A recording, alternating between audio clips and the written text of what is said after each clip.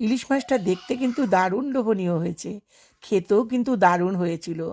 Hello বন্ধুরা, আমার মতো ইলিশ প্রেমী তোমরা কে কে আছো? আমি তো ভীষণ ভালোবাসি ইলিশ মাছ হলে আমার আর কিছুই চাই না। এবার দিয়ে দিচ্ছি হচ্ছে কালো জিরে আর কাঁচা লঙ্কা। মাছগুলো আমি আধা ঘন্টা হলো লবণ মাখিয়ে রেখে দিয়েছি, এগুলো দিয়ে দিচ্ছি তেলের মধ্যে। এবার একটু জল দিয়ে এটাকে আমি ঢেকে দেবো। জল নিয়েছি, দিয়ে রেখেছি সর্ষা পোস্ত কাঁচা লঙ্কা, এটার একটা পেস্ট বানিয়ে মাছটা সেদ্ধ হলে এর মধ্যে দিয়ে একটু কাঁচা তেল আর কাঁচা লঙ্কা দিয়ে নামিয়ে দেবো। এই যে সর্ষা পোস্ত কাঁচা লঙ্কা বাটা দিয়ে দিলাম, 5 মিনিট হয়ে গেছে, মাছগুলো সেদ্ধ হয়ে গেছে।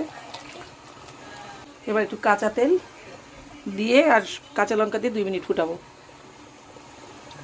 ঠিক 2 মিনিট হলে ফুটালেই আমার মাছ রেডি।